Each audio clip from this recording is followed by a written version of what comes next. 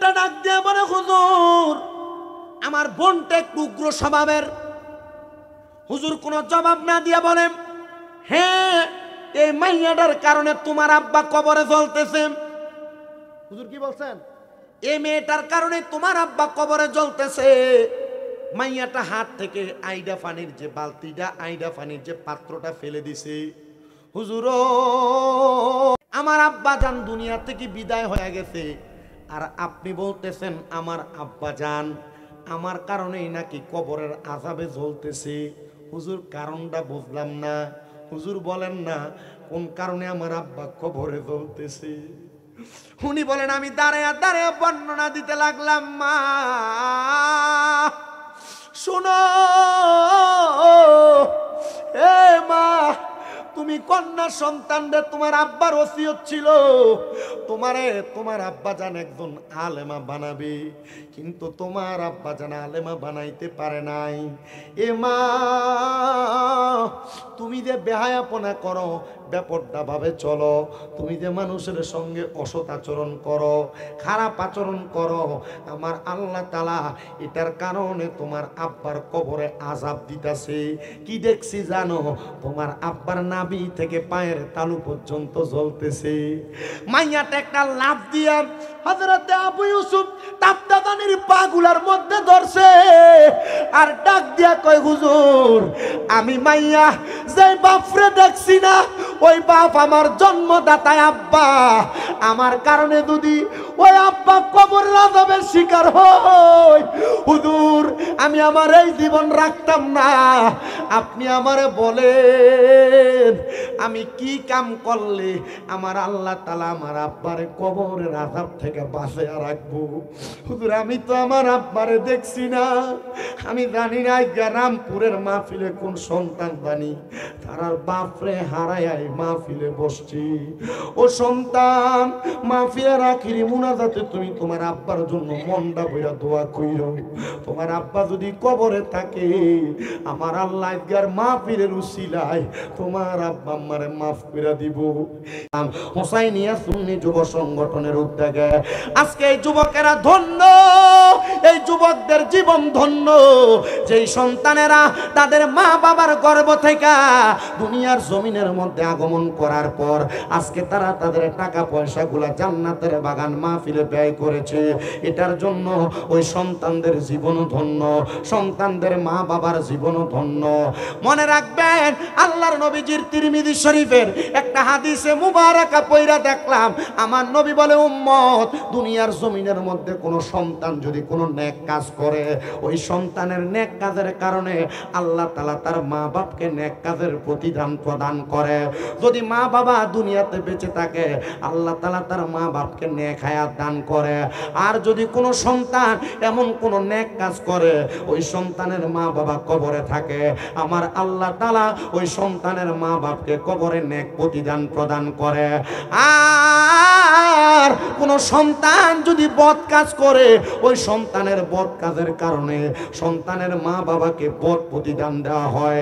আপনারা যারা এখানে বসে গেছেন, আপনাদের হয়তো অনেকের মা নাই, আপনাদের হয়তো অনেকের বাবা নাই। মনে রাখতে হবে এ দুনিয়ার মা বাবারা, আপনারা যারা আপনাদের মা বাপকে কবরের বাসিন্দা করে জান্নাতের বাগানে বসেছেন, আপনাদের মা বাপ যদি আপনাদেরকে বিন্দু পরিমাণ ইসলাম সম্পর্কে শিক্ষা দিয়া থাকে, আপনাদেরকে কোরআন সম্পর্কে হাদিস সম্পর্কে শিক্ষা দিয়া থাকে, আপনার এই শিক্ষার মাধ্যমে আপনি যেই নেক আমল করবেন, এই নেক আমলটার প্রতিদান আল্লাহ তাআলা আপনার মা বাবার কবরে প্রদান করবে। আর যদি আপনি কোনো বদ কাজ করে যান, আপনার মা বাপ যদি আপনারে ভালো কোনো কাজ শিখিয়ে না যায়, আপনি যদি দুনিয়াতে গান বাজনা ডিজে পার্টির কনসার্ট নিয়ে ব্যস্ত থাকেন, আপনি যদি দুনিয়ার জমিনের মধ্যে হারাম খাওয়া পরের হক খাওয়া নিয়ে ব্যস্ত থাকেন, তাহলে আপনার কবরের মধ্যে, আপনার মা বাবার কবরের মধ্যে আল্লাহ তাআলা এটার কারণে বড় দোজখ দিয়া দিবে, বড় নেক আমল বদ আমলের কারণে বদ কাজ করাইয়া দিবে। বলে হুজুর কেমনে? হযরতে জাবির ইবনে সামুরা রাদিয়াল্লাহু তাআলা আনহু আমার নবীজির প্রখ্যাত একজন হাদিস বিশারদ, তিনি বলেন আমি আমার নবীজির দরবারে উপস্থিত, এমন টাইমে আমার নবীজির দরবারে একজন সাহাবী আগমন করলো, যার নাম হইল হযরতে সাদ ইবনে উবাদা। সাদ ইবনে উবাদা রাদিয়াল্লাহু তাআলা আনহু আমার নবীজির সামনে আইসা ডাক দিয়া বলে, ইয়া রাসূলুল্লাহ, মায়ার নবী, ও নবী গো, আমি আমার মায়ের জানাজার নামাজ পড়তে পারি নাই। আমার মা ইন্তেকাল করেছে, কিন্তু আমি আমার মার জানাজার নামাজটা পাই নাই।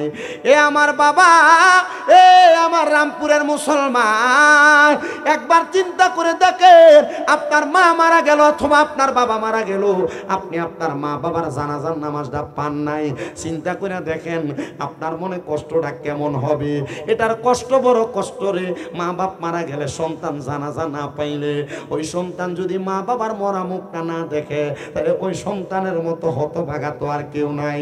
হযরতে সাদ ইবনে উবাদা রাদিয়াল্লাহু তাআলা আনহু আমার নবীজির কাছে আইসা বলেন, ইয়া রাসূলুল্লাহ, ইয়া হাবিবাল্লাহ, আমি আমার মার জানাজার নামাজ পাই নাই, মানে আমি আমার মায়ের ইন্তেকালের শেষ সময় আমি আমার মারে দেখি নাই। নবী গো, আপনি বলেন না আমি আমার মার জন্য কিছু করতে পারবো নাকি? আমার নবী কয়, সাদ ইবনে উবাদা, তুমি যদি চাও তোমার মায়ের জন্য আল্লাহর রাস্তায় সদকা করতে পারো।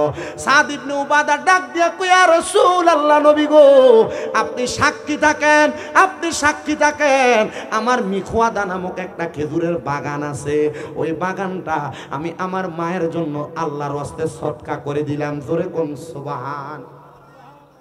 আপনাদের কি ওয়াজ বুঝতে কষ্ট হচ্ছে? ওয়াজ কি বুঝতেছেন? ওই সাহাবী আয়েশা বলছে, ইয়া রাসূলুল্লাহ, আমি আমার মার কি পাই নাই?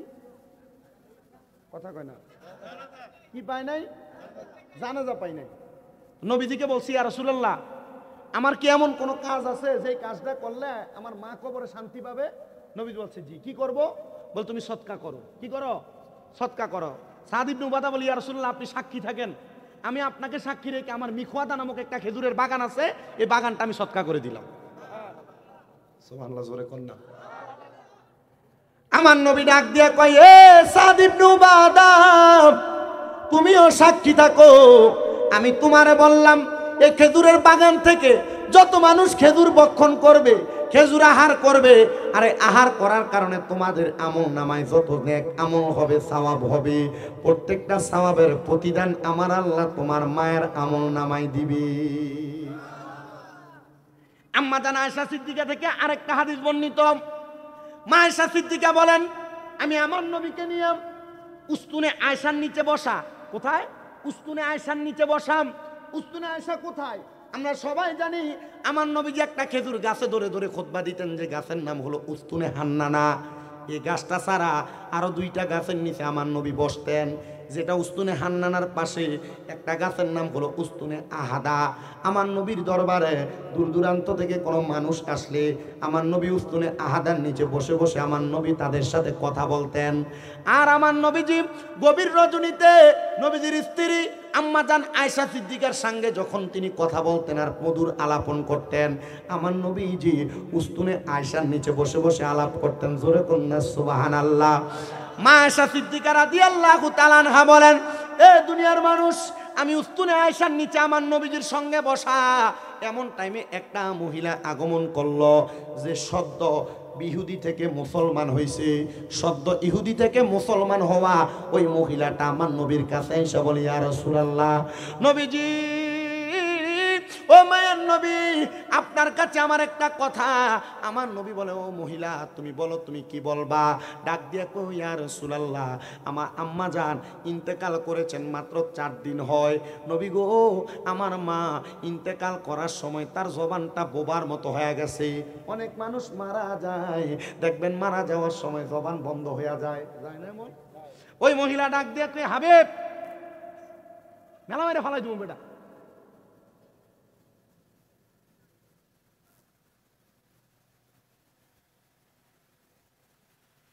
ওই মহিলা আয়েশা ডাক দিয়ে বলে, ইয়া রাসূলুল্লাহ, আমার আম্মা জান ইন্তেকাল করার সময় জবান বোবার মতো হয়ে গেছে, কিন্তু আমার মায়ের অনেক সম্পদ, ইয়া রাসূলুল্লাহ, নবী গো, কিন্তু আমার মা যদি কথা বলতে পারতেন, আমার একটা বিশ্বাস, আমার মা যেহেতু মুসলমান হয়েছে, আমার মায়ের সম্পদ থেকে আমার মা অনেক কিছু দান করতে পারতেন।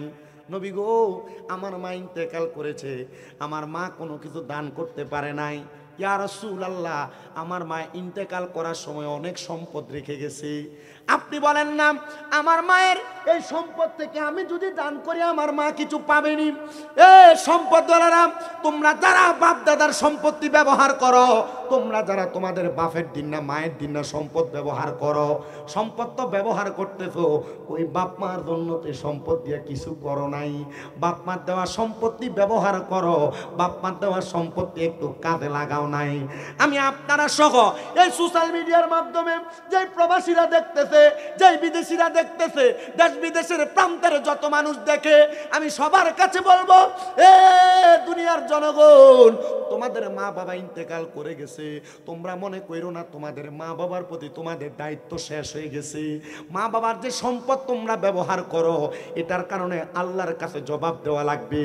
আল্লাহর নবীর কাছে বনু সালামা গোত্রের একজন লোক আইসা প্রশ্ন করি, ইয়া রাসূলুল্লাহ, ইয়া হাবিবাল্লাহ, নবী গো, আপনার কাছে জানতে চাই, আমার মা বাবা মরে গেছে, হাল বাকিয়া মিন বিররি আবওয়াইয়া শাইউন আবাররুহুমা বিহি বাদা মাউতিহিমা। ইয়া রাসূলুল্লাহ, আমাদের মা বাবার ইন্তেকালের পরে আমাদের আর কোনো দায়িত্ব আছে নাকি? এ বাবা, মনে রাখতে হবে, মা বাপ শুধু বেঁচে থাকলে, পাও টিপা দিলে, ওষুধ খাওয়াইলে, খেদমত করলে, গোসল করলে, গোসল করাইলে, খানা খাওয়াইলে, জায়গা দিলে শুধু খেদমত হয় না। মা বাপ মারা যাওয়ার পরে আপনার কিছু দায়িত্ব আছে, ওই দায়িত্ব আপনাকে পালন করা লাগবে। তাহলে আপনি আপনার মা বাবার বাধ্যগত সন্তান। ওই লোক বলে, ইয়া রাসূলুল্লাহ, আপনি বলেন, হাল বাকিয়া মিন বিররি আবওয়াইয়া শাইউন আবাররুহুমা বিহি বাদা মাউতিহিমা, আমাদের মা বাবা ইন্তেকালের পরে আমার কোনো দায়িত্ব আছে কিনা? আমার নবী বলেন, ক্বালা নাআম, অবশ্যই তোমার দায়িত্ব আছে। ইয়া রাসূলুল্লাহ, দায়িত্বটা কি? আমার নবী বলেন, এক নাম্বার, আসসালাতু আলাইহিমা, তুমি তোমার মা বাবার জন্য দোয়া করবা। মৌলভী সাহেব, মারা যাওয়ার পরে জানাজার পরে দোয়া করাটারে বেদাত বেদাত কও। আল্লাহর নবী কয়, মরার পরে দোয়া করে, এটা ফুতের দায়িত্ব। কিদা মৌলভী সাহেব ফতুয়া দিচ্ছে বেদাত, আর আল্লাহর নবী কি কয়? এটা সন্তানের কি দোয়া করা দায়িত্ব। তাহলে সন্তান দোয়া না করলে, আর তোমার যদি তুমি দোয়া করার বেদাত কয়, তাহলে মৌলভী তোমার মা বাবার উপর তোমাকে জুলুম করা শিখাইতেছে, জুলুম করা শিখাইতেছে তোমাকে। আল্লাহ নবীর হাদিসে মুবারাকা মিশকাতুল মাসাবি 121 নম্বর পৃষ্ঠা হাদিসে মুবারাকা নবী আমার বলেন, ইদা সাল্লাইতুম আলাল মাইয়িতি ফাখলিসু লাহুদ দুআ, যখন তোমরা মৃত ব্যক্তিদের জন্য নামাজ আদায় করবা, ফাখলিসু লাহুদ দুআ, অতঃপর তার জন্য দোয়া করবা। আমরা দোয়া করলে বেদাত, নবী কইছে দোয়া করতে। এ মৌলভী সাহেব, আপনি যে আমাদেরকে বেদাতি বলেন, আপনি আমারে বলেন না দোয়া কইরো না, নবী কোথায় বলছে? লাশ লিয়ে দূর মারে, বেদাত বেদাত কে চিল্লা আছে না? এমন বিরোধিতা করবেন, মারামারি করবেন, কাটাকাটি করবেন, লাশের খাটটা তেমনি তেমনি মশলা দিয়ে ধরবেন। আমার মা, আমি দোয়া করবো, তুই ফতুয়া দেওয়ার কেডা? আমার বাপ, আমি দোয়া করবো, তুই ফতুয়া দেওয়ার কে? মুসলমান জাতিদেরকে দোয়া, মিলাদ, কিয়াম এগুলা বেদাত বলে বলে মুসলিম জাতিকে গুমরা করতেছে। এরা বাতিল, এরা মুনাফিক, এরা বেঈমান, কোরআন সুন্নাহর চোর কথা বলেন না, ঠিক না বেঠিক? ওই কফুঙ্গা বলে। গতকালকে দেখলাম আমাদের সুন্নি একজন আলেম মাওলানা রায়হান জালালি, সে কিয়াম করতেছে, তার সামনে থেকে মাইক টান দিয়া নাই। আমি চিন্তা করছি, ফকিন্নির ফলে আমার সামনে থেকে মাইকটা ধরতে সাফা দাঁতরা ফালাই দিতাম। আমার কথা হলো, তোমার ভালো লাগলে কিয়াম করবা। আমরা কি কিয়ামরে ফরজ বলি? আমরা কি কিয়ামরে ওয়াজিব বলি? আমরা কিয়ামরে সুন্নত বলি? আমরা মুস্তাহসান, মুস্তাহাব ইবাদত মনে করি। আমরা নবীরে দাঁড়িয়ে সালাম দিয়ে আমাদের কাছে শান্তি লাগে, ভালো লাগে না? বসে থাকেন, আমার ভালো লাগে, আমি নবীরে সালাম দিব। তোর বাপের কি? আব্বা,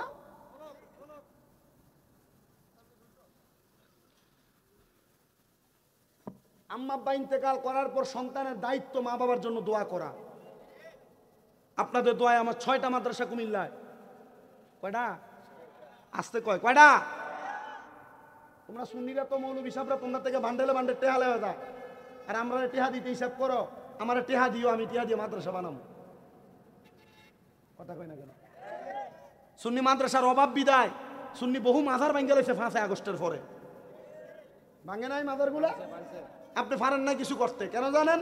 কারণ মাজারের খাদেমরা মুড়িদান্ডার ফকেটের টেহাডি নিয়ে তার ফকেটটা ভারী করছে, দামি দামি খানা খাইছে, 12 বিল্ডিং বানাইছে, আর মাজারটি ভাঙছে। কথা কন না কেন? এই মিয়া, ওই মাজারে টাকা দিবেন যে মাজারের সাথে মাদ্রাসার এতিমখানা আছে, যে মাজারের সাথে কোনো মাদ্রাসা এতিমখানা নাই, মাজারে কোনো টেহা নাই। কথা কন না কেন? মাজারের খাদেমরা যদি টেহা খাইয়া যদি গলা মোটা না করতো, পকেট বাড়ি না করতো, একটা মাজারের লোকে যদি বড় একটা মাদ্রাসা করতো, মাদ্রাসায় যদি 200 ফোলা ভাঙ থাকতো, লাড়ি লয়ে যদি যে ফকিন্নির ফোলারা মাজার ভাঙতে গেছে এটি দৌড়ানি দিলে তাদের কোনো খবর থাকতো না। কথা বলেন না ঠিক না বেশি?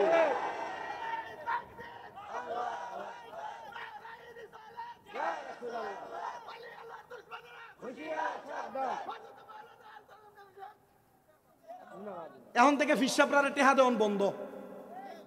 কথা কি বুঝছেন? ফিসাবরারে টেহা দেওয়ান চিন্তা করতেছে, হুজুর ফিসাবরার লয় কালেকশনটা তো আমরা সুইটটা দেবো গা। হ্যাঁ সুইটটা দেবো গা। বহুত ফিসাব আছে মুরিদ যেটা হাতে আদিয়া লয়ে মুসাফা করে, এটা বালা মুরিদ। যে মুরিদ দরবারে গরু লয়ে যায় এটাই বালা মুরিদ। কথা কয় না কেন? ঠিক না বেঠে? ফিসাবের হাদিয়া দিবেন এখন থেকে ওই ফিসাবের, যে ফিসাব কইছে আমার একটা মাদ্রাসা আছে হাদিয়া দিলে কামে লাগবো। যে ফিসাবের মাদ্রাসা নাই, ওই ফিসাবের কোনো হাদিয়া নাই, গরু নাই, ছাগল নাই, চাউল নাই, কিচ্ছু দেওয়া যাবে না।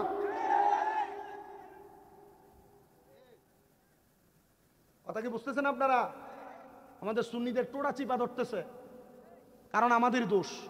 আপনার নাম দিচ্ছেন উরুস মোবারক, ওইটাতে বেড়ি দিয়ে গান। কই পাইছো তুই শয়তানি? সুন্নিয়তকে কলঙ্ক করার জন্য তোরে কে দায়িত্ব দিয়েছে? আহলে সুন্নাত ওয়াল জামাতের গর্দান ভেঙে দিচ্ছে, মাজা ভেঙে দিচ্ছে। নাম দিলেন উরুস মোবারক, লাগাইলেন বেড়ি দিয়ে গান। কথা কন না কেন আপনি? আপনার গায়ে লাগতেছে? অনেকে চিন্তা করে হুজুর আমরা ফিসাব তো এইটাই করে। এ ফিসাব তালাক দেবে না, যে ফির উরুসের নাম দিয়ে বেড়ি দিয়ে গান করে, এটা ফিসাব না, এটা ফেসাব। হক্কানি পীর কখনো উরুসের নাম দিয়ে বেড়ি দিয়ে গান করবে না। আপনাদের কষ্ট হইতেছে? অনেকের কষ্ট হইতেছে। কালকে সকালে সাধুয়ানে বয়ে কইব ও আর সপ্তাহই ঠিক আসলো, শুধু বেতাইলে কয়টা কথা কয়ে গেছে। ইটা মনে হয় সুন্নি না, এটা মনে হলদি, মনে হয় হলদি। আমি হলদি না বেটা, আমার রক্তের গিরায় গিরায়, রক্তের শিরায় শিরায় আমার সুন্নি। আমার বাপ তো ভান্ডারির মুরিদ, তো ভান্ডারির থেকে সুন্নি তুমি আর কারে দেখাইতেছো? এটা তো গরম সুন্নি বেটা।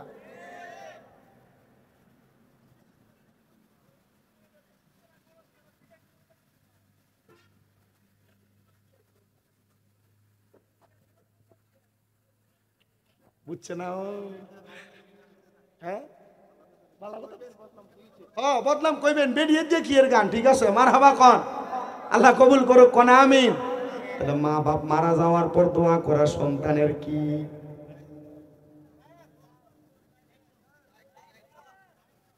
মা বাপ মারা যাওয়ার পর সন্তানের দোয়া করা কি? জোরে কন্যা, সন্তানের কি? ওই দায়িত্ব পালন করার দরকার আছে না নাই? মুহাব্বতের আওয়াজে বলেন দরকার আছে না নাই? যে মৌলবী কইব দোয়া নাই, ওই মৌলবী তালাক। কথা কন্যা ঠিক কিনা? আমার মুসলমান ইমানদার নবীর উম্মতের দল, একটু মনোযোগ দেন। সাহাবী প্রশ্ন করি, ইয়া রাসূলুল্লাহ, ইয়া হাবিবাল্লাহ, নবী গো আপনার কাছে জানতে চাই আমাদের মা বাপ মারা যাওয়ার পর আর কি কি দায়িত্ব আছে আপনি বলেন না। আমার নবী কয় 2 নাম্বার, ওয়াল ইস্তিগফারু লাহুমা, আম্মা আব্বার জন্য ক্ষমা প্রার্থনা করবা। 7 দিন না বেদাত কয়, 40 দিন রে বেদাত কয়। 7 দিন না 40 আর খানা খাওয়ারে, এটারে পায়খানার সাথে তুলনা করে।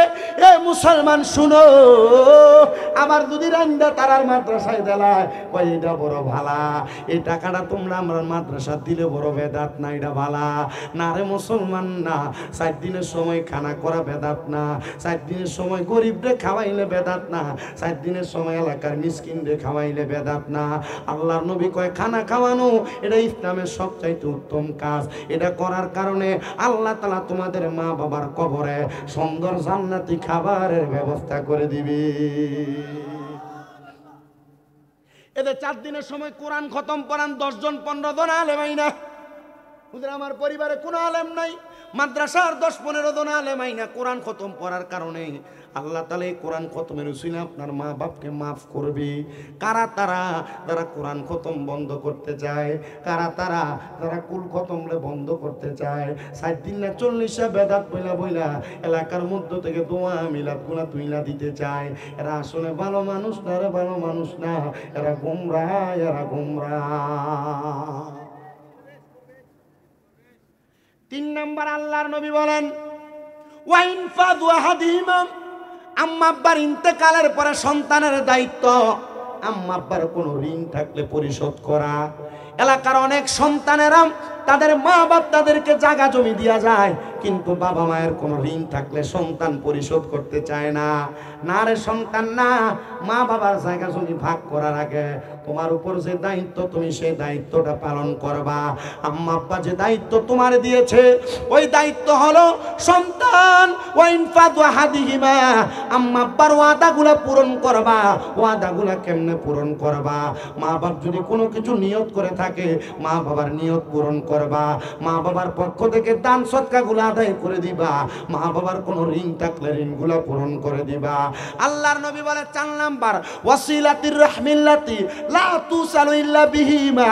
অনেক সন্তান আছে যাদের বাবা মরে গেছে, চাচার সাথে ফুফুর সাথে সম্পর্ক নাই, তাদের মা মরে গেছে, মামার সাথে ফুফু মামির সাথে মামা এবং খালাদের সাথে সম্পর্ক নাই, নানির বাড়ির সাথে কোনো সম্পর্ক নাই। আল্লাহর নবী বলেন না না, কোন সন্তানের বাবা মারা যাওয়ার পরে মা মারা যাওয়ার পরে সন্তান যেন বাবার আত্মীয় স্বজন যারা, মায়ের আত্মীয় স্বজন যারা তাদের সঙ্গে সম্পর্ক বজায় রাখে। এটার কারণে আল্লাহ তার মা বাবারে মাফ করে দিবে, কোন সুবহানাল্লাহ। আর 5 নাম্বার কোন সন্তানের মা বাবা মারা যাওয়ার পরে ওই সন্তান যেন ইকরামু সাদিকিহিমা, তার বাবার বয়সী মায়ের বয়সী আত্মীয় স্বজনদেরকে সম্মান করে। বাবা মারা গেছে, বাবার যেই মুরব্বিটার সাথে চলতো, বাবার বয়সী দাড়ি পাকে একটা মুরব্বী রাস্তা দিয়া যায়, সন্তান ওই বাবার বয়সী মুরব্বিটারে সম্মান করবা, ইজ্জত করবা, তাজিম করবা। বাবার বয়সী মুরব্বীদের সঙ্গে বেয়াদবি করবা না। যদি ইজ্জত করতে পারো আল্লাহ তোমার আব্বার কবরে জান্নাত দিয়ে দিবে। মা মারা গেছে, মারে যে কাপড় পরাইতা, মারে তুমি সেই কাপড়টা মায়ের বয়সী কোনো মুরব্বীদেরকে পরাইবা। এটার কারণে আল্লাহ তাআলা তোমাদেরকে অসংখ্য নিয়ামত প্রদান করবে। এই জন্য আমি আপনাদের সবার কাছে বলি গো বাবা, আপনারা আপনাদের দুনিয়াতে এমন কোনো ভালো কাজ করবেন যেটার কারণে আপনার বংশের মানুষ যারা কবরে, তারা কবরে যেন শান্তি পায়, প্রশান্তি পায়। এমন কোনো কাজ করবেন না যেই কাজের কারণে আপনার আব্বা আম্মা কবরে কষ্ট পায়। কেমন কষ্ট পায় আমি আপনাদেরকে ছোট্ট একটা ওয়াকিয়া কারগুজারি শোনাই। হযরতে আবু ইউসুফ তাফতাজানি রাহমাতুল্লাহ আলাইহি নামক আল্লাহ তাআলার একজন খাস বান্দা, যিনি বলেন আমার একটা ইচ্ছা ছিল, যে ইচ্ছাটা হইল আমি যখনই ফজরের নামাজ আদায় করতাম আমি ততক্ষণ পর্যন্ত নামাজের মুসল্লা থেকে উঠতাম না যতক্ষণ পর্যন্ত পূর্ব আকাশে সূর্য না উঠত।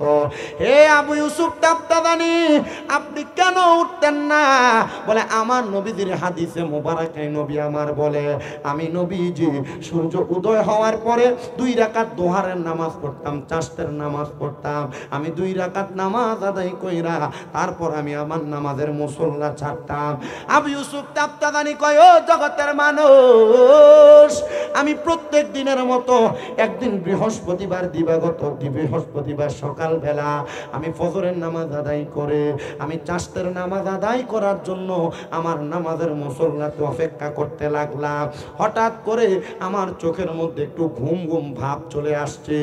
আমি আমার নামাজের মুসল্লাটার মধ্যে সেজদার মধ্যে পড়ে গেলাম, আমি নামাজের মুসল্লাটাতে ঘুমায় গেছি। এমন টাইমে আমি দেখতেছি আমার সামনে একজন ব্যক্তি হাজির হয়ে গেছে, যেই ব্যক্তিটার নাভি থেকে মাথার তালু পর্যন্ত বড় সুন্দর, কিন্তু নাভি থেকে পায়ের পাতা পর্যন্ত আগুন ধাউ ধাউ করে জ্বলে। আপনারা বলেন বাবা, এমন কোন মানুষ যদি আপনার চোখ দিয়া দেখেন যেই মানুষটার নাভি থেকে মাথার তালু পর্যন্ত সুন্দর স্বাভাবিক দেখা যায়, কিন্তু নাভি থেকে পায়ের তালু পর্যন্ত আগুন ধাউ ধাউ করে জ্বলে, আপনি কেমন ভয় পাওয়া যাবেন? আপনার কাছে কেমন আফসোস লাগবে? হযরত আবু ইউসুফ তাফতাজানি বলে, জগতের মানুষ, আমি যখন দেখলাম এই ব্যক্তিটার এই অবস্থা, আমি তারা জিগাইলাম, এ কবরের মানুষ, তোমার কেন এমন অবস্থা আমারে বলো।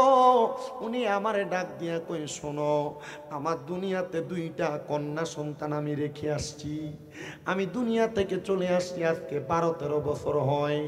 আমার একটা সন্তান আমি কোরআনে হাফেজা বানিয়ে কবরে আসছি। আমি যখন ইন্তেকাল করি, আমার স্ত্রীর গর্ভের মধ্যে একটা কন্যা সন্তান ছিল, যে কন্যা সন্তানটার গর্ভের বয়স ছিল 6 থেকে 7 মাস। আমি ওই কন্যা সন্তানটারে রাইখে আসছি। আমার স্ত্রীকে বলছিলাম, ও আমার স্ত্রী, তুমি আমার এই কন্যা সন্তানটাকে একজন আলেমা বানাইও, একজন ভালো কন্যা বানাইও। আমার স্ত্রী হয়তোবা এই মাইয়াটারে ভালো মাইয়া বানাইতে পারে নাই। ও আলেম সাহেব, দেখছেন নি আমার নাভি থেকে পা পর্যন্ত যে জ্বলতেছে, ওই মাইয়াটা বেপরদা চলার কারণে আল্লাহ তাআলা আমার কবরে আযাব দিতেছে, আমার অর্ধেক শরীর আগুন দিয়া জ্বালাইতেছে। এ বাবা, আপনি আপনার সন্তানকে এমন একটা সন্তান বানিয়ে যাবেন যে সন্তানের কারণে আপনি কবরে আরামে থাকবেন। আপনি আপনার সন্তানকে এমন বানাইয়েন না যে সন্তান অপকর্ম করবে আর আল্লাহ আপনার কবরে আগুনে জ্বালাইব। এমন অপকর্ম করার কারণে আপনি কিন্তু দুনিয়াতেও ভালো থাকবেন না, আখিরাতেও ভালো থাকবেন না। আবু ইউসুফ তাফতাদানি বলেন, আমি আবার ঘুম থেকে জাগ্রত হয়ে গেলাম। আমি ওই দিন আর চাষতের নামাজ পড়ি নাই, দুহারের নামাজ পড়ি নাই। আমি যখন চাষতের আর দুহারের নামাজ পড়লাম না, আমি না পড়ে সোজা বের হয়ে গেলাম, তালাশ করতে লাগলাম কে আসরে এমন কোন মহিলা যার গর্ভের মধ্যে একটা সন্তান রাইখা আর একটা সন্তান রে কোরআনে হাফেজা বানাইয়া তার স্বামী মারা গেছে। এলাকাতে এমন কোন মহিলার খবর নাই। ওই তাফতাদানি রহমতুল্লাহ আলাইহি বলেন, আমি আমার এলাকার একবারে পূর্ব দিকে নদীর কিনারায় গেলাম, সব ঘর তালাশ করলাম, কোনো ঘরের মধ্যে আমি এমন মানুষ পাইলাম না। একটা ঘর দেখলাম, যে ঘরের ভিতর থেকে লক করা, তালা মাইরা আটকে দেওয়া। আমি ওই ঘরের সামনে যায়া সালাম দিলাম, আসসালামু আলাইকুম ওয়া রাহমাতুল্লাহ। আবার সালাম দিলাম, আসসালামু আলাইকুম ওয়া রাহমাতুল্লাহ। 2 বার সালাম দিলাম, কোনো জবাব দেয় না। আমি 3য় বার আবার সালাম দিলাম, আসসালামু আলাইকুম ওয়া রাহমাতুল্লাহ। আমার কোনো জবাব দেয় না। হে মুসলমান, একটা হাদিসে মুবারাকার সুন্নতের আমল শিখেন। আল্লাহর নবী শিখিয়ে দেয়, কোন মানুষের ঘরের দরজার মধ্যে যখন তোমরা যাইবা, ওই মানুষের ঘরের দরজার মধ্যে 3 বার সালাম দিবা। 3 বার সালাম দেওয়ার কারণে আমার আল্লাহ তাআলা ওই ঘরের দরজার মধ্যে রহমত নাজিল করবে। আর যদি সালামের জবাব না পাও, তাহলে তোমরা ওই ঘরে প্রবেশ করবা না। তবে স্বামী স্ত্রীর ঘরে, স্ত্রী স্বামীর ঘরে প্রবেশের ব্যাপারে নিষেধাজ্ঞা আছে। তোমরা যদি তোমাদের স্ত্রীর ঘরে প্রবেশ করো, একবার সালাম দিয়ে ডাইরেক্ট ঢুকে যাইবা। তবে মা বাবার ঘরে সন্তানও যদি প্রবেশ করে, সন্তান যেন সালামের জবাব না পাইলে ঘরে না ঢুকে। ও বন্ধু, আমাদের খাসিয়ত এখন বদ আমলের খাসিয়ত। আমরা সুন্নতের আমল থেকে আমরা বড় দূরে, কিন্তু আমরা সুন্নি দাবি করি, এটা কিন্তু সত্য। আমরা সুন্নতের আমল করা লাগবে। আমরা এমনি এমনি সুন্নি দাবি করলে চলবে না, সুন্নতের আমল করার দরকার আছে না। না কষ্ট দিতেছে আপনারা? এই কালকে আমার বিরোধিতা করুকছে বাতিল ফের কারা যে ওয়াজ করে বিরোধিতা করার সুযোগ আছে?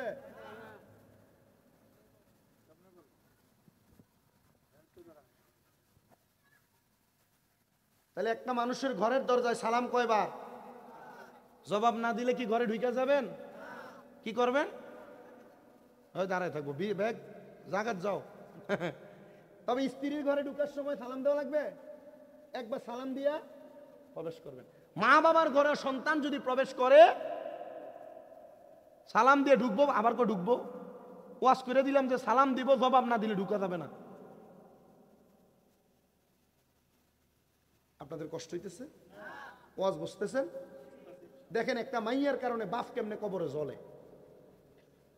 হযরতে আবু ইউসুফ তাফতাদানি বলেন, আমি সালাম প্রদান করলাম, 3 বার কোনো জবাব নাই।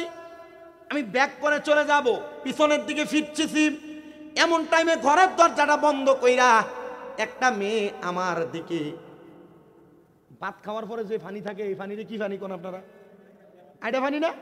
তাহলে তার মোটামুটি কুমিল্লা আর বামনবাড়ির বাসা মিলে গেছে গা, 4.5 ঘন্টা লাগে আর কি রাস্তা ভাঙ্গা থাকার কারণে। হযরত আবু ইউসুফ তাফতাদানি বলেন, ঘরের দরজাটা খুইলাম, একটা মেয়ে উগ্র ভাষায় আমারে বকা দিয়া বাঁধে কথা বইলাম, কিছু আইডা পানি আমার গায়ের মধ্যে ফিকা মারছেন, মেলা মারছেন। আমার একটু রাগ হয়ে গেছে। আমি আবার তাকে দেখলাম মেয়েটা খুব রাগান্বিত, চোখগুলা ফুলে আছে। আমার দিকে যখন এমন ভাবে পানি নিক্ষেপ করে, আমি ঘর থেকে আরো দূরে চলে গেলাম। এমন টাইমে আমার সম্মুখে আরেকটা মেয়ে বের হয়ে আসছে, প্রাপ্তবয়স্ক। মেয়েটা এসে ডাক দিয়া কই, ওয়ালাইকুম আসসালাম ওয়া রাহমাতুল্লাহি ওয়া বারাকাতুহু। হুজুর রাগ করবেন না গো, আপনি মনে কষ্ট নেবেন না, আমার এই বোনটা একটু উগ্র মেজাজ স্বভাবের। এই পর্দার অন্তরালের মা, আপনারা যারা বেপর্দা চলেন, আপনারা যারা উগ্র মেজাজের, আপনারা যারা খারাপ ব্যবহার করেন, আপনারা যারা এই বাড়িতে ঝগড়া করলে আপনার ঝগড়ার আওয়াজ অন্য 2-3 বাড়ি শোনা যায়, মনে রাখেন আপনার এমন বেপর্দা বেহায়াপনা উগ্রবাদিতার কারণে আপনার বাপ ভাইয়েরা কবরের আযাবের শিকার হবে। কোন মহিলা যদি বেপর্দা চলে, কোন মহিলা যদি উগ্রবাদিতা প্রকাশ করে, কোন গুনার কাজ করে, কোন মহিলা যদি বদ খাসিয়ত বদ আচরণ করে, ওই মহিলার কারণে তার বাপ ভাই সন্তান স্বামী 4 জন মানুষ দুজকের আগুনে জ্বলবে। কয়জন মানুষ?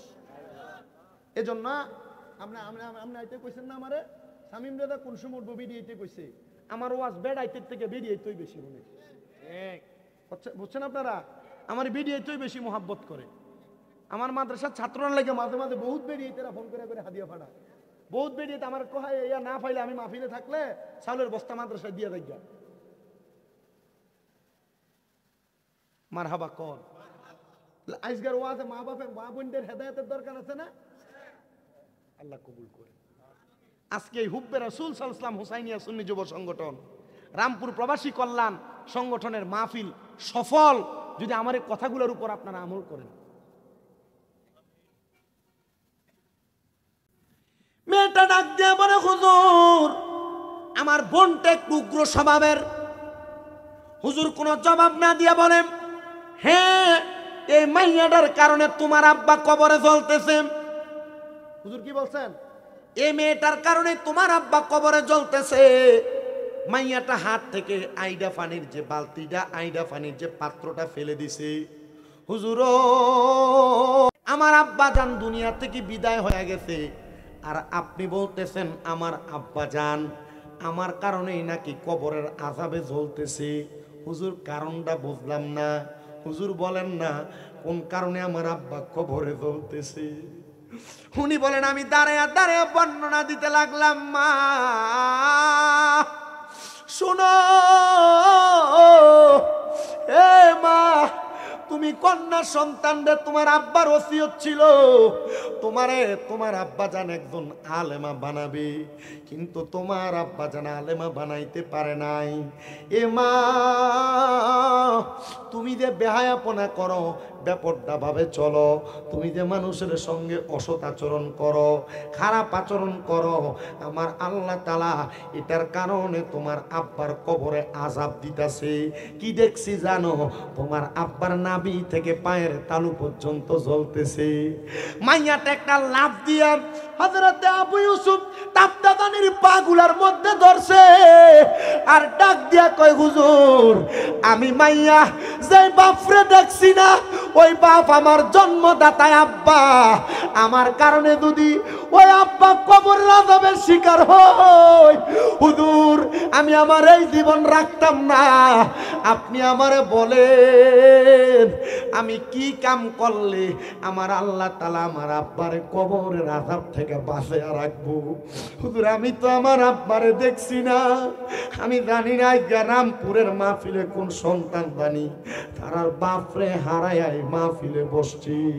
ও সন্তান মাহফিলের আখিরি মোনাজাতে তুমি তোমার আব্বার জন্য মনটা বইরা দোয়া কইরো। তোমার আব্বা যদি কবরে থাকে, আমার আল্লাহ আজকের মাহফিলের উসিলায় তোমার আব্বা আম্মারে মাফ কইরা দিব। এখানে অনেক মুরব্বীরা বসছেন, আপনারা আব্বা আম্মার কবরস্থানের সামনে নিলে বাপ মার কবর কোনটা চিনে দিতে পারবেন না, ভুলে গেছেন। মুরব্বী আব্বা, আপনিও না কয়দিন পরে মইরা যাইবেন, আপনার কি মনটা চায় না বাপ মার কবরটা জিয়ারত করতে? বহু মুরব্বী সন্তান জানে না বাপ মারে কোন জায়গায় কবর দিতে। আব্বাজি মনে রাখবেন, আরবিতে একটা প্রবাদ বাক্য আছে, কামাতা দিন উতুদান, যেমন কর্ম তেমন ফল।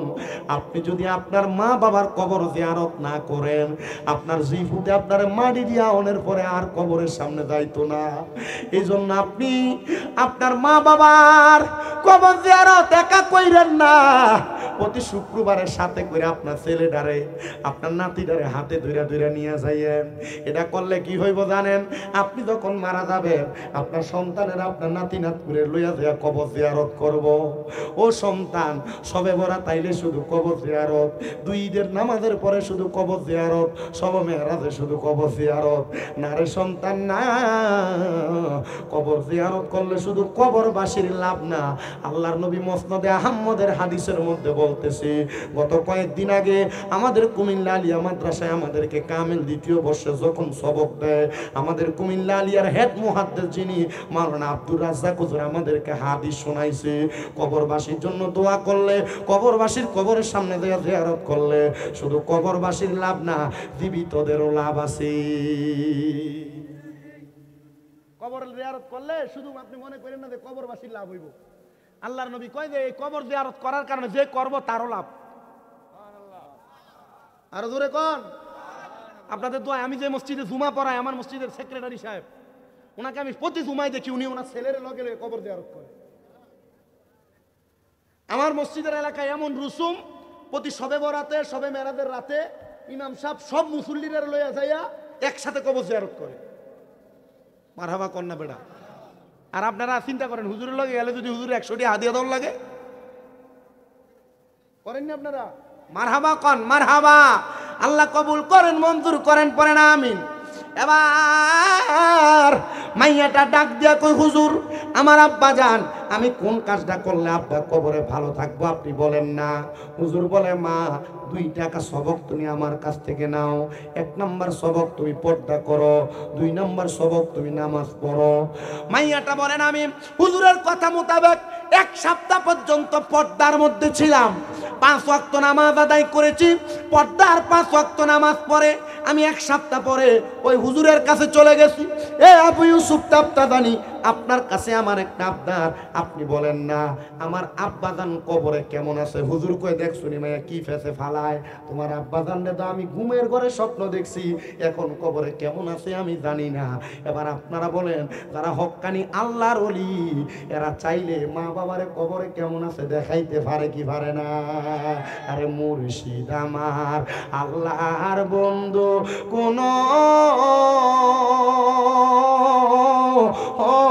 সন্দেহ না আয়রে, আমি মুর্শিদ নামে বড় ও শান্তি পাই। যে যার যার মুর্শিদের কথা বলবেন, আমি আমার মুর্শিদের কথা বলি। হারে বাগদাদি আমার আল্লাহর বন্ধু, কোন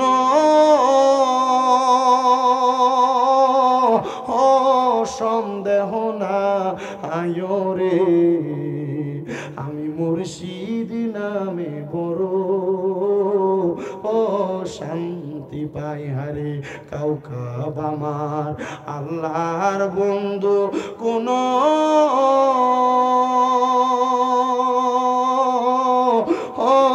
সন্দেহ না আয়রে, আমি মুর্শিদ নামে বড় ও শান্তি পাই। আমার বলতে আমি নাই রে মুর্শিদ, তুমি মোর জীবন।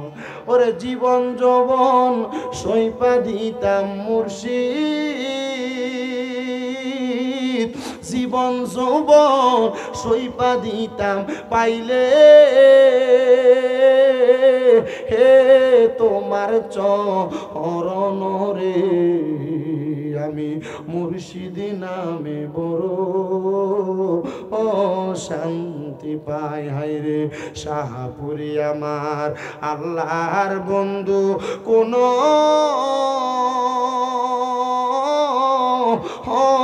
সন্দেহ না আয়ো রে আমি মুর্শিদি নামে বড় শান্তি পাই। হক্কানি পীরে চাইলে তোমার মক্কা মদিনা চোখ বন্ধ করে দেখাইতে পারবেন। হক্কানি পীরে চাইলেন মুরাকাবার মাধ্যমে তুমি থাকবা বিজয়নগরের রামপুরে, আর চোখ বন্ধ করলে তোমার রুহুটা তোমার দেহটা মক্কা মদিনা দেখবে। আপনারা বলেন হক্কানি পীরদের এমন ক্ষমতা দিছে একজন, তিনি কে? হুজুর হক্কানি ফিরতে তো চিনি না, আমরা এলাকার বহুত শিষ্যা পাইয়ে বেরিয়ে বইয়ে থাকে। এটা আমার কাছে বিচার আছে, বিচার।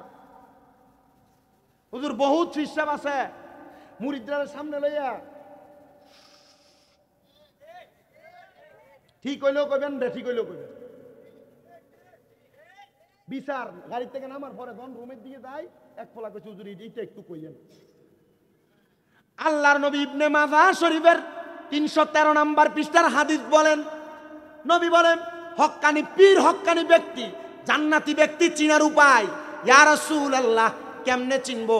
আমার নবী বলেন ইযা রুকু যুকিরাল্লাহু আযজা ওয়া জাল্লা, যে পীরের চেহারার দিকে চাইলে আল্লাহর কথা মনে হইব, যে পীরের চেহারার দিকে তাকাইলে নবীর কথা মনে হইব, এটাই হক্কানি পীর। যেটা সিগারেট খাই বেড়ি লইয়া বইয়া থাকে এটা পীর না, এটা শয়তান।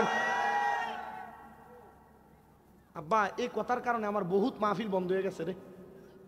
কিন্তু যদি বন্ধ হয়ে যায় ও থাকে খালি নেই, মাহফিলের ডেট খালি নেই। মারহাবা কর। একবার আমার বারবার কো হুজুর একটু দেখেন না ডেটটা। আমি কইছি একবার না, কইছি খালি নাই, বারবার কেন কও? আমি যদি তোমারে একবার না কইরা পরের বার কইয়া আছে তাহলে তুমি কইবা হুজুর মিথ্যু। কথা কন না কা? আমার একবার কইছে খালি নাই, দুইবার কইছি খালি নাই, তিনবার কইছি খালি নাই, চতুর্থবার কইছি বেটা তোর বিবেকের সমস্যা আছে, তোরা তো আমি একবারে না কইছি। না হুজুর হাদিয়াটা একটু বাড়াই দিলে না, ডেট দেয় হুজুরা। আমি যেটা এটা করে এটাও মুনাফিক। আমরা মোল্লারা ভালা, আরে না আমরা আরো বড় খারাপ। আমি শুধু আমারে ভালা কইতাম, হিসাবরার বিরুদ্ধে কয়ে দিতাম। না না আমরা ফিরাইবো, ফাতলা ফাতলা করে বাড়ি দিব। কিন্তু আমরা যেটা ফাতলা বাড়ি ভিতর দিয়ে দেয় লাগে, উপর দিয়ে সুন্দর দেখা যায়। আল্লাহ কবুল করেন, আমিন বলেন। হক্কানি পীর চিনার উপায়, পীরের দিকে চাইলে কার কথা মনে হইব? আল্লাহরে তো কোনোদিন দেখলাম না, তো আল্লাহর কথা মনে হবে কেমনে? হক্কানি পীরের চলা, হক্কানি পীরের চরিত্র, হক্কানি পীরের ঈমান, হক্কানি পীরের আমল এমন হবে যে নেক আমল দ্বারা হক্কানি পীর চাইলে মুরিদকে চোখ বন্ধ করাইয়া মুরাকাবার মাধ্যমে আল্লাহ পর্যন্ত পৌঁছাইয়া দিতে পারে। আর ওই পৌঁছানোর জগৎকে বলে ফানা ফিল্লাহ, বাকা বিল্লাহ, ফানা ফিল শাইখ বা ফানা ফিল রাসূল। জোরে কন্যা সুবহানাল্লাহ। আসেনি এটা? হুজুর মুরিদ হইছি, হিসাব কোনোদিন ফানা ফিল্লার বাকা বিল্লাহ কিতা ইটা কইছে না আমারে। আর কইছে কেমনে ফানা ফিল্লার বাকা বিল্লার জগৎ অর্জন করা যায় ইটা কইছে না। এই মিডিয়ার ফলা ফাইন, তোরা শুধু হুজুরের ওয়াদা জিকির ছাড়ো, ইটা না ছাইরা আজকে দিদি কইছি এডি ছাড়িস। তাহলে কইব যে সুন্নিদের মাঝে হক কথা কই না, দুই একটা ফলা ফাইন আছে। খালি আমার জিকিরটা ছাড়ো, আমি গজলটা কইলে এটাই ছাড়ো। মুনাযাত্রা ভাইরালও দেখে মুনাযাত্রা ছাড়ে। আমার দাওয়াত দানের সময় হুজুর আপনি একটা লম্বা করে মুনাজাত দিলে চলবো। আল্লাহ কবুল করেন, পরে না আমিন। আস্তে আমিন কইছে, আর জোরে কয় না আমিন। হক্কানি পীর চিনার উপায় হইল পীরের দিকে তাকাইলে কার কথা মনে হবে? আল্লাহ নামটা কইতে শরম যদি না লাগে ডাইন হাতটা তুলে পরে ডাক দিয়া কোন আল্লাহ। মুহাব্বতে দুইটা হাত তুলে কোন আল্লাহ। ইয়া রাসূলুল্লাহ, ইয়া ওয়ালি আল্লাহ। আল্লাহ রাসূল পাওয়ার জন্য পীর মাশায়েখের কাছে যাওয়ার দরকার আছে না নাই? ঠিকঠাক কি হক্কানি না সিগারেট খোর? আল্লাহ যেন হক্কানি রাব্বানি পীরের সোহবতে আমরা কবুল করে, ধরে কই না আমিন। এ মুসলমান ইমানদার, মাইয়া দেয় হযরতে আবু ইউসুফ তাফতাদানির কাছে কই, হুজুর আমার আব্বা কবরে কেমন আছে আপনি বলেন। হুজুর কয়, মাইয়া রে এটা আমারে কি বললা, আমি কেমনে দেখাইব এটা তো আমি জানি না। মাইয়া কয়, হুজুর আপনি যে তোমার আব্বা কবরে জ্বলে এটা দেখছেন, আব্বা কবরে কেমনে বালা থাকবো এটাও আপনি দেখবেন। হুজুর একটু আমার দেখার সিস্টেমটা কোন না। হুজুর কয়, মা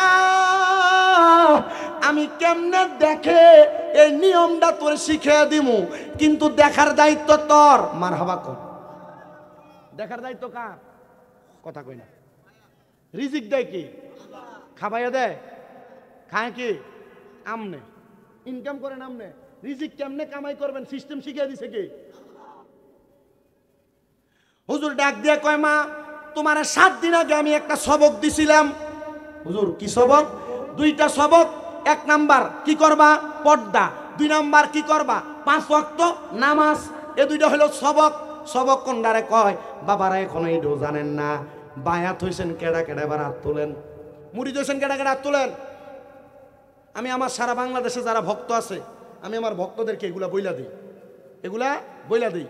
কখনো মিথ্যা বলা যাবে না, 5 ওয়াক্ত নামাজ ছাড়া যাবে না, সম্ভব হইলে তাহাজ্জুদ পড়বে, কখনো হারাম খানা খাবে না, বেশি বেশি দুরূদ শরীফ পড়বে। এই 5টা কথা আমি আমার সারা বাংলাদেশে যত ভক্ত আছে আমি বলে দিই। কয়দিন আগে আমার ভৈরবের একটা ভক্ত মারা গেছে, ওনার নাম আব্দুল জব্বার। ওনার স্ত্রী ফোন দিছে, ওনার পুরোটা পরিবার, 3 ছেলে, ছেলের বউ, নাতি নাতকুরগুলো পর্যন্ত আমার ভক্ত। তো এরা আমার কাছে ফোন দিয়া মহিলাটা কান্দে, হুজুর আমার ঘরটা আজকে 7 দিন খালি খালি লাগতেছে, আমার কাছে ভাল লাগতেছে না, আমার জামাইটা কবরে কেমন আছে আমি এটাই বুঝি না, একটু আপনি দোয়া করেন। আমি বেড়ি তোমার জামাই মরে গেছে, আমি তো আমার ভক্ত হিসেবে তার জন্য দোয়া করবো। আব্দুল জব্বার সাহেব মুরব্বী, বুঝেন না, তো ভক্ত হিসেবে আমি তার করতেছি আর কি। মুরব্বী মনে করেন ওনাদের থেকে একটু বেশি বয়স হবে। আমি গেলে আমার কাছে আত্রার দৈরা নিচে বয়ে পড়তো, একবার এত আদব বলা। বেটা 2 ফুট ইতালি থাকে, 2 ছেলে ইতালি থাকে, একটা ছেলে সৌদি আরব থাকে, এটারও লয়ে যাবে কয়দিন পরে। আমার হুজুর তো মারা যে গেছে, হুজুর আমার ঘরটা খালি খালি লাগে। আমি কইছি, বেডি আমি তো আমার দোয়া করবো, আপনি একটা দোয়া করেন। আল্লাহর নবী বলছেন, দুনিয়াতে কোনো যদি স্বামী মারা যায়, স্ত্রী যদি কয় যে আমার জামাইটা খুব ভালো আছিল, আল্লাহ এটা মাফ করে দেয়। আর যদি কোনো স্ত্রী মারা যায়, কোনো স্বামী যদি বলে হ্যাঁ আমার স্ত্রীটা ভালো ছিল, ওই স্ত্রীটা কবরে আল্লাহ তাআলা সাথে সাথে নাজাত দিয়ে দেয়। এই রামপুরের মহিলারা, তোমরা যারা তোমাদের স্বামীদের সাথে খারাপ ব্যবহার করো, স্বামী কোনো কিছুর হারা দিলে ফাটতাম না বয়ে ফালাইয়া দাও, রাত্রে স্বামী বাড়িতে যেতে দেরি হইলে ভাত বাইরে খাওয়াও না, নাক টাইনে ঘুমাও, তোমার স্বামী কোনো কথা বলে ঘর থেকে বাইর হয়েও না, তুমি ঠিকই বাইর হয়ে শাহবাজপুর টাউনে আর বামনবাড়ি দেখো বাজার করবার লাগিয়া। আল্লাহর নবী কয়, কোনো মহিলা তার স্বামীর আদেশ ছাড়া বাবার বাড়িতেও যাইতে পারবে না। আর তুমি তোমার স্বামীর উপর দিয়ে কথা বলো, মাগো স্বামী যদি নারাজ থাকে জান্নাতে যাওয়া বন্ধ। মহিলাদের জন্য আশা করে দিয়ে গেলাম। আমার চা ঠান্ডা হইলে লাভ নেই, তো আমার দিয়ে না, খান আপনারা আর দামটা পকেটে হিসাব করে যাইতে দিয়ে দিয়ে। আপনারা কি কষ্ট দিতেছে? আমি কিছু কইতাম, কারণ এবার সাবেস্ত আছে, মাথা টুপি আছে, দাড়ি আছে, মুখে সুন্দর সুন্দর আছে, এর লাগে কিছু কইছি না। কারণ আপনি বেছেন এমনি যেমনি ব্যস্ত আছে, মানে বেচার নিয়ম বালা। বহু জায়গার ভিতরে বাদামে দিগা, এ সাহে দিগা, এ ঠিক মিডিয়াওয়ালাই দিগা, এমনি ডাহাডাই করে। এবার মাথা টুপি আছে, মানে নামাজ টামাজ পড়ে, পড়েননি, মুখে দাড়িও আছে। আল্লাহ কবুল করুক, ব্যবসার বরকত হোক, আমিন কর, আরো জোরে কই না আমিন। আচ্ছা, তো কথা কোনটাতে ছিলাম? স্বামী যে মারা গেছে, আমি বলছি স্বামীর জন্য দোয়ার ভান্ডার কে? স্ত্রী। আর স্ত্রীর জন্য দোয়ার ভান্ডার কে? স্বামী। আপনাদের যাদের বউ মরে গেছে, মুরব্বীরা, আপনারা আপনাদের স্ত্রীর প্রতি কোনো রাগ রাখেন না। আপনার দোয়ার কারণে আল্লাহ তাআলা আপনার স্ত্রীকে মাফ করে দিবে। আর মা বোন যারা আপনাদের স্বামী মারা গেছে, আপনারা আপনাদের স্বামীর প্রতি কোনো রাগ রাখেন না, আল্লাহর ওয়াস্তে আপনারা মাফ করে দিয়েন। মানুষ তো ফকিরের কাছেও মাফ চায়, আপনি আল্লাহর কাছে আপনার জামাইত লেগে মাফ চাইয়েন, দেখবেন আল্লাহ মাফ করে দিবে। আল্লাহ মাফ করেন, করে না আমিন। ওই মেয়েটা মানে হুজুর তাহলে আমি কি করব বলে, মা তোমার সরি না, কথা এটা না। বায়াত কারা কারা গ্রহণ করছিলেন? হাত তুলছিলেন, মারহাবা। বায়াত শব্দের অর্থ কি? কোন হুজুর যদি না পান, আম পাবলিক উত্তর দিতেন পারবেননি। বায়াত শব্দের অর্থ কিটা? আত্মসমর্পণ, মারহাবা। বায়াত শব্দের অর্থ আত্মসমর্পণ করা, ওয়াদাবদ্ধ হওয়া, প্রতিশ্রুতিবদ্ধ হওয়া। আপনার পীর যখন আপনারে বায়াত করাইছে, আপনারা বলছে 5 ওয়াক্ত নামাজ পড়ার কথা, আপনারা বলছে রোজার কথা, আপনারা বলছে শিরিক মুক্ত থাকার কথা, আপনারা বলছে বেদাত মুক্ত থাকার কথা, আপনার পীর আপনারা বলছে হারাম না খাওয়ার কথা। আপনি যদি হারাম খান, নামাজ না পড়েন, পরের হক খান, নামাজ না পড়েন, আপনি যদি মানুষের প্রতি অত্যাচার অনাচার করেন, আপনি মুরিদ থাকেন না, মুরিদের থেকে অটোমেটিক কাটা। আচ্ছা, পীরের কথা যেটা না মানে এটা কি মুরিদ থাকে নাকি? এটা অটোমেটিক কাটা, এটা অটোমেটিক কাটা, অটোমেটিক কাটা, এটা আর মুরিদ থাকে না। এজন্য পীরের কাছে মুরিদ হইলে চলবে না। মুরিদ হওয়ার পর একটা মুরিদের দাম বাইরে যায়। তাহলে আপনি যদি দামি মুরিদ হইতে চান, আপনি আপনার জীবনটারে এমনি করে সাজায়েন। এবার ওই মেয়েটা বলে আমার 2টা বিষয় উনি বায়াত করাইছে, আমি কখনো ব্যাপারটা যেন না চলি, আর আমি যেন 5 ওয়াক্ত নামাজ আদায় করি। আমি 5 ওয়াক্ত নামাজ পড়িয়া ব্যাপারটা না চইলা হুজুরের কাছে গেলাম। হুজুর, আমি আমার আব্বা জানকে দেখতে চাই। হুজুর আমার বলতে, মা তুমি যদি তোমার আব্বা জানকে দেখতে চাও, আজকে তোমার আমি আরেকটা বিষয় সবক দিলাম। সবকটা হইল 5 ওয়াক্ত নামাজের পাশাপাশি তুমি তাহাজ্জুদের নামাজ পড়বা। কি নামাজ? পৃথিবীতে এমন কোন ওলি নাই, একজন ছাড়া পৃথিবীতে এমন কোন ওলি নাই যিনারা তাহাজ্জুদ নামাজ ছাড়া আল্লাহর ওলি হয়েছে। আল্লামা ফরিদউদ্দিন আত্তার রহমতুল্লাহ আলাইহি লিখিত আত-তাজকিরাতুল আউলিয়া কিতাবের মধ্যে 288 জন আল্লাহর ওলির জীবনী আমি আমার নিজের মুখ দিয়ে পড়ছি, এ চোখ দিয়ে চায়া চায়া আমি দেখছি 288 জন আল্লাহর ওলি সবাই তাহাজ্জুদ নামাজ পড়ে পড়ে ওলি হয়েছে। প্রত্যেকের জীবনে যারা মার খেদমত করে ওলি হয়েছে, এরাও তাহাজ্জুদ পড়ছে। মহিলাটারে ডাক দিয়া কয়, ইমাম তুমি তাহাজ্জুদের নামাজ পড়বা। মায়া কয়, হুজুর তাহাজ্জুদের নামাজ পড়লে আমি কি আমার আব্বাজান কবরে কেমন আছে আমি জানবো? বলে হ্যাঁ জানবা। এই মেয়েটা 1 দিন 2 দিন 3 দিন তাহাজ্জুদের নামাজ পড়ছে। আমার ভাই ওই 3 দিন তাহাজ্জুদের নামাজ পড়া মহিলাটা নামাজের মুসল্লাটার মধ্যে বাবার জন্য কান্দে। মহিলা ডাক দিয়া কয়, জগতের মানুষ, আমি 3 দিনের দিন যখন কান্দি রে, আমি কাঁদতে কাঁদতে নামাজের মুসল্লাটার মধ্যে বেহুশ হয়ে গেছি। আমি বেহুশ হওয়ার পর দেখলাম আমার মা আমার আব্বা জান একটা সুন্দর বাগানের মধ্যে ঘুরতেছে, আর ডাইনে বামে সামনে পেছনে জান্নাতি হুর গিলমানরা আমার আব্বা জানের সাথে ঘুরতেছে। আমি কইলাম, ও আব্বা, আপনার কবরে কেন এত শান্তির বাগান? আমার আব্বা আমার জবাব দেয়, তোমার মতো মাইয়া দুনিয়াতে 5 ওয়াক্ত নামাজ পড়া পর্দা কইরা আমি আব্বার জন্য তাহাজ্জুদ পড়া দোয়া করলে আমার আল্লাহ এটার চাইতে আরো দামি জান্নাত প্রদান করে। মাগো মা, আমার আল্লাহ তুমি বেপর্দা ছাইরা দিয়া পর্দায় আসার কারণে, বেনামাজি থেকে নামাজি হওয়ার কারণে, রাত্র ঘুমের থেকে তাহাজ্জুদ পড়ার কারণে আমার আল্লাহ তাআলা আমি আব্বারে জান্নাত দিয়া দিছি। এ বাবা, এ রামপুরের যুব সমাজ, আপনাদের যাদের বাবা নাই, আপনাদের যাদের মা নাই, আজকে আখিরি মুনাজাতে আপনার মা বাবার জন্য খাস করে দোয়া করবেন আর বলবেন, রব্বির হামহুমা কামা রব্বায়ানি সগীরা। আল্লাহর নবী কয়, কোন সন্তান তার মা বাবার জন্য এই দোয়াটা পয়রা চোখের মনি কোটায় একটা মাছের মাথা পরিমাণ পানি চাইরা কানলে আমার আল্লাহ তার মা বাবার জীবনের গুনাহ মাফ করে দেয়। আর অনেক সন্তান আছে তাদের মা বাবার জন্য মাপ চাইব দূরের কথা, তারা তাদের মা বাপরে ভাত দেয় না, মা বাপরে খানা খাওয়ানি নিয়ে এলাকায় বিচার বসা লাগে। বিয়া করার পরে মা বাপরে খানা দিতে চায় না, বউয়ের কথা শুই না, মা বাবার সঙ্গে খারাপ আচরণ করে। আমি বলবো, এ রামপুরের যুবক, কেউ যদি তোমার মা বাবার সঙ্গে এমন আচরণ করে থাকো, দেও তোমার পাও আমার সামনে দাও, আমি আমার দিব্যা দিয়া তোমার পাওটা পরিষ্কার করে দিব। তবু আদা করবা, মা বাবার মনে কষ্ট দিবা না, মা বাপরে খানা দেওয়া ছাড়া থাকবা না। কারণ কি জানো, মা বাবার বার্তা দিয়া, মা বাবার কষ্ট দিয়া আমি শামীম বেদনা ব্রাহ্মণবাড়িয়া জেলার বড় হুজুর বড় আলেম দিয়া যদি ওয়াজ মাহফিল করাও, এই মাহফিলটা করানোর কারণে তোমার কোনো লাভ হবে না, কারণ তুমি তোমার মা বাবার মনে কষ্ট দিয়া রাখছো। এ সন্তানের দল আম্মা আব্বার কাছে যদি কোনোদিন খারাপ ব্যবহার করো, ধমক দিয়া থাকো, আম্মা আব্বার পায়ে ধরে ধরে মাপ চাইবা। অনেকে বলে হুজুর আম্মা আব্বার পায়ে ধরলে শিরিক হবে, বেদাত হবে। না না না, আম্মা আব্বার পায়ে ধরলে শিরিক বেদাত হবে না। আমি শামীম রাজা কুমিল্লা আলিয়া মাদ্রাসায় কামেল দ্বিতীয় বর্ষে ফাইনাল পরীক্ষা দিব। কুমিল্লা ইউনিভার্সিটি থেকে বাংলায় অনার্স ফাইনাল কমপ্লিট। ও বাবা, আমি আমার এলেমের জোর দিয়া ওয়াজ করি না। আমি যেই দিন মাদ্রাসায় ক্লাস 6-7 পড়ি, আমি শুনছি মা বাবার পায়ে চুমা দিলে আল্লাহ তাআলার জান্নাতে চুমা দেওয়ার স্বাদ পাওয়া যায়, আল্লাহ সন্তানটার দামি বানায় দেয়। ওই দিন আমি আমার মা ঘুমন্ত, বাবা ঘুমন্ত, আমি তারার পায়ে সালাম দিছি আর চুমা খাইছি। আল্লাহ তাআলা এরপর থেকে আমার দুনিয়াতে সম্মানিত বানাইছে। আমি এখনো মাঝে মাঝে আমার আম্মা আব্বারে পায়ে সালাম করি, চুমা দেই। আমি দিলে আমার দাম কমে না, সম্মান কমে না। আজকে 7 মাসের মতো আমার মা অসুস্থ। আমি আমার আম্মা জান অসুস্থ হওয়ার পর থেকে আমি আমার আম্মা জানের পাশে নিচে বেড করে ঘুমাইছি। আমার মা যেই খাটে ঘুমাইছে আমি আমার মার খাটের কাছ থেকে কোথাও যাই নাই। আমি যেই দিন আমার আম্মারে হসপিটালের বেডে প্রথম আলগি দিছি, আমি দেখছি আমার মার চোখটি বয়া বয়া পানি পড়তাছে। আমি কই মা আপনি কান্দেন কি লাগা?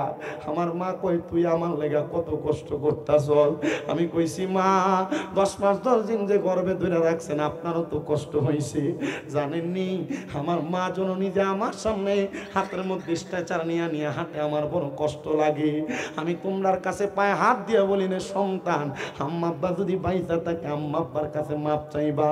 আজকের মাহফিল কবুল হবে কিনা এটার গ্যারান্টি আমি দিতে পারবো না, তবে একটা গ্যারান্টি দিতে পারবো, আগামীকালকে যদি দেখো রামপুরের দোকানে বইসা কোনো মুরব্বী বলে হ্যাঁ আমার সন্তান শামীম রাজার ওয়াজ শুই না, আমার পায়ে ধরে মাপ চাইছে, কিন্তু কোনোদিন আমার ফুতে কোনো অন্যায় করে নাই।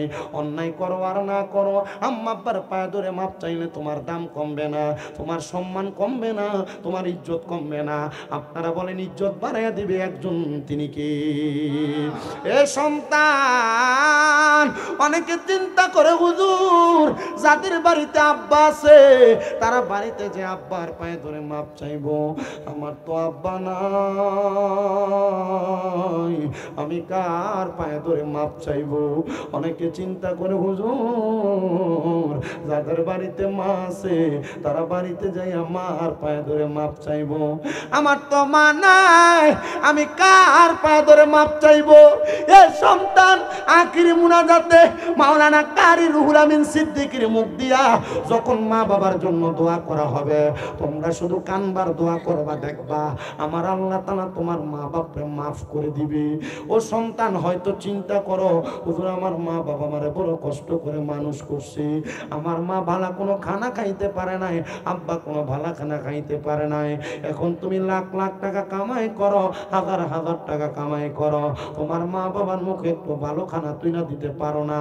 সন্তান, তোমার আব্বা আম্মা যে কবরে, ওই যে হযরতে আম্মা জান আয়েশা সিদ্দিকার হাদিসটা বলছিলাম, ওই মহিলা কয় নবী আমার মা যদি সামর্থ্য থাকতো মুখ দিয়ে কথা বলতে পারতো, আমার মা দান করতো।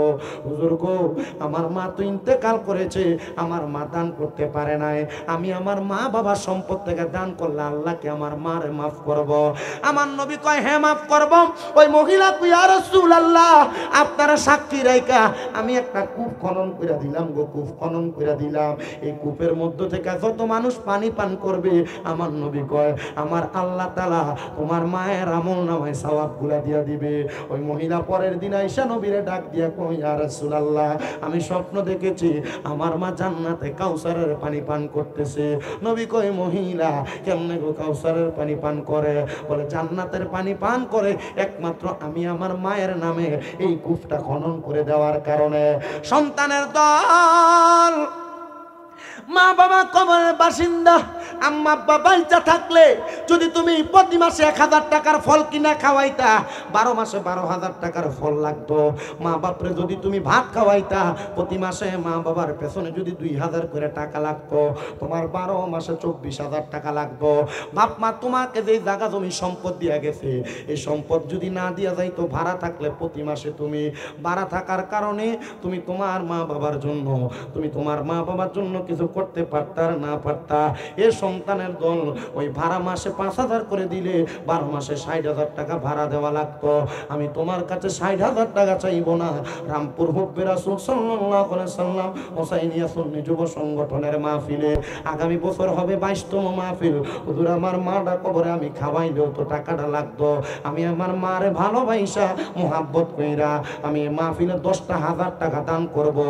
একজন সন্তান শুধু হাতটা বাড়াইবা, হুজুর আমি আমার মার জন্য যদি ভাত খাওয়াইতাম, মা বাপরে প্রতি মাসে 2,000 করে লাগলে 24,000 টাকা লাগতো। হুজুর আগামী বছর মাহফিলে আমি আমার মা বাবার জন্য 20,000 টাকা দান করব। আছেন নাকি একটা সন্তান 20,000 টাকা দিবেন, আর একটা সন্তান 10,000 টাকা দিবেন আম্মা আব্বার জন্য? কেউ যদি থাকে নগদ দিলে আলহামদুলিল্লাহ, না হয় বাকি আগামী বছর দিবেন। একটা সন্তান চাই, হয় 20,000 টাকা দিবেন, নয় 10,000 টাকা দিবেন। একজন আছেন নাকি হাতটা বাড়াইয়া বলবেন? একজন চাই যে হুজুর আমি আমার মা বাপরে মোহাব্বত কইরা আগামী বছর মাহফিল আমি 20,000 টাকা দিব। কেউ অথবা কেউ বলবেন হুজুর আমি 10,000 টাকা আমার মা বাবার জন্য দিব। বাবা আমি বারবার বলছি, আপনার মা বাপ বাইসা থাকলে যদি আপনি প্রতি মাসে 1,000 টাকার ফল কিনা খাওয়াইতেন, 12 মাসে 12,000 টাকা লাগতো। 12,000 চাই নাই, 10,000 টাকা দিবেন আগামী বছরে মাহফিলে। একজন সন্তান, একজন আছেন বলে? নাম কি? কাজী কাজী মানিক। বাপের নাম কি? তো কাজী মানিকের বাপের নাম কি? নারায়ে তাকবীর, নারায়ে রিসালাত। আল্লাহ কবুল করো, মঞ্জুর করো। ধন্য মায়ের ধন্য সন্তান, ধন্য বাবার ধন্য সন্তান কাজী মতিউর রহমানের সন্তান কাজী মানিক মিয়া দান করে দিলেন আগামী বছরের জন্য 10,000 টাকা। জোরে কন্যা মারহাবা। আল্লাহ কবুল মঞ্জুর করে নাও। কাজী মানিকের মনের আশা পূরণ করো, বংশের কবর আযাব মাফ করো, হায়াতের রিজিকের মধ্যে বরকত দান করো। আল্লাহ কাজী মানিক যে আশা করে 10,000 টাকা করে জমা, আল্লাহ তুমি কইরো তার বংশের কবর আযাব ক্ষমা। এরপরে 2 নাম্বার 10,000 টাকা দান করবে কাজী মানিকের মতো ধন্য মায়ের ধন্য সন্তান, ধন্য বাবার ধন্য সন্তান। আগামী বছর 10,000 টাকা দান করতে পারবেন। আসেননি একজন? আল্লাহর নবী কয় সাখিয়ু হাবিবুল্লাহ, দানকারী হলো আল্লাহর বন্ধু। আল্লাহর বন্ধু হওয়ার জন্য আম্মা আব্বার জন্য দোয়া চেয়ে 10,000 টাকা দিব। 2 নাম্বার আসেনি? আগামী বছর 10,000 দেওয়ার মতো দ্বিতীয়। আপনাদের কি এমনি কালেকশন করে না আর অন্যভাবে করে? 10,000 দেনি না আর কম দেয়? কম দেয়। আচ্ছা কমে কইতাম আমি আরেকটা মানুষ যদি 10,000 পাই এরপরে কমাইলাম। বলো হুজুর আমরা 2 ভাই, আমরা 2 ভাই মিললে 10,000 টাকা দেব। এমন যদি একজন থাকেন, একজন আমরা 2টা ভাই মিললা আমার আম্মা আব্বার জন্য দোয়া চাই, আমরা 10,000 টাকা মাহফিলে দান করি। কাজী মানিকের মতো টাকা কামাই করি না। আর কাজী মানিক যে টিহা কামাই করে এর থেকে বেশি টিহা কামাই করি না। রামপুরে আছে না? বহুত আছে। 10,000 টাকা দিবেন আগামী বছর কাজী মানিকের মতো। বলে হুজুর আমার মা নাই, আমার বাপ নাই, আমি আমার মা বাপরে মোহাব্বত করে ভালোবাসি, আমি 10,000 টাকা দিব।